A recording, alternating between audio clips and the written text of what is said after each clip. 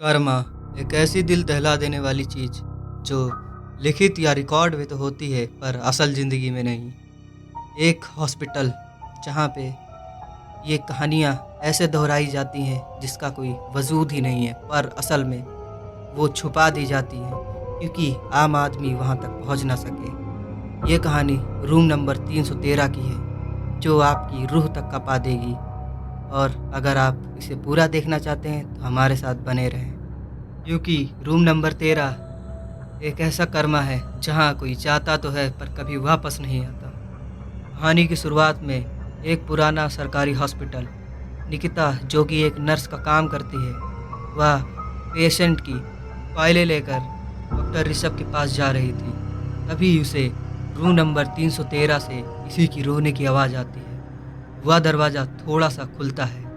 अब निकिता डर जाती है। निकिता डरते डरते उस रूम की तरफ बढ़ने लगती है। तभी सब आते हैं और निकिता से पूछने लगते हैं, तुम वहाँ क्या करने जा रही हो? तभी निकिता ने कहा कि मुझे वहाँ से किसी की रोने की आवाज़ आई। और डॉक्टर ने कहा यह तुम्हारा वहम हो सकता है क्योंकि काफ़ी सालों से वो कमरा बंद है और वहाँ कोई नहीं है। तभी डॉक्टर ऋषभ ने जाकर उस दरवाजे को खोला। वहाँ पे चारों तरफ अंधेरा था और कोई नहीं था।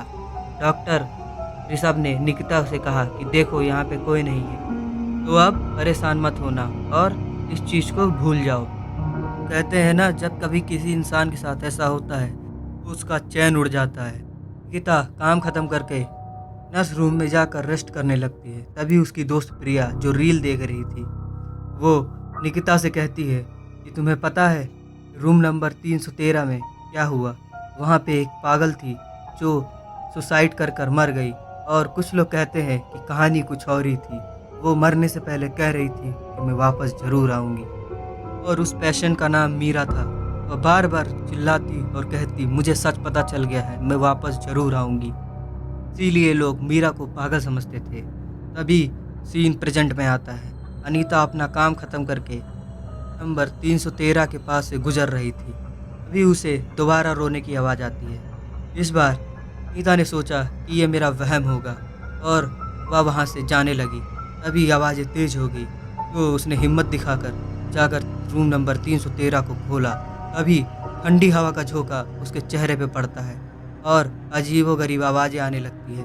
तभी अनीता हिम्मत दिखाकर अंदर जाती है और बोलने लगती है, कौन हो तुम?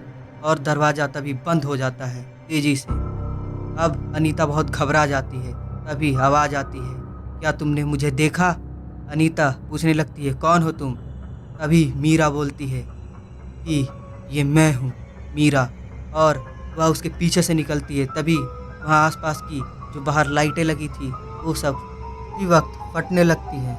डॉक्टर ऋषभ जो उस समय कंप्यूटर के पास बैठे थे, उन्होंने सीसीटीवी कैमरा में गीता को रूम नंबर 313 की तरफ जाते हुए देखा। पर जब उन्होंने दूसरे कैमरे की तरफ देखा 313 में लगा था तो उन्हें उसमें कुछ नहीं दिखा। अभी कैमरे के सामने केवल दीवार आती है।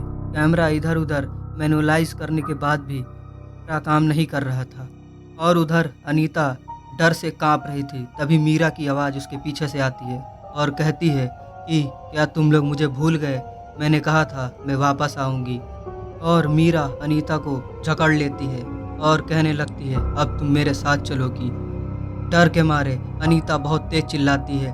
तभी डॉक्टर भागते हुए गार्ड के पास जाते हैं और उससे कहते हैं कि चलो रूम नंबर 313 में हमें उसे बंद करना है। तभी गार्ड बोलता है कि सर, हमारे हॉस्पिटल में तो कोई रूम नंबर 313 है ही नहीं। बातें सुनकर डॉक्टर ऋषभ रूम नंबर 313 की तरफ भागते हुए जाते हैं और सोचने लगते हैं, क्या सच में ये सब मेरा वहम है या ये मेरे साथ कोई मजाक हो रहा है। वह जब वहाँ पहुँचकर देखते हैं तो उन्हें रूम नंबर 313 वहाँ पर नहीं दिखता है। वहाँ पे दरवाज़ा ही नहीं था। जब डॉक्टर ऋषभ को दरवाज़ा नहीं दिखा तो वह इससे भयभीत होकर एक ही जगह खड़े रह गए। अभी एक विस्पर साउंड कानों में गुजरती है और कहती है, कुछ दरवाजे बंद नहीं होते हैं इसलिए ताकि वह किसी को ले जा सके। दोस्तों, अगर आपको ये कहानी अच्छी लगी हो then subscribe and like to me for more content.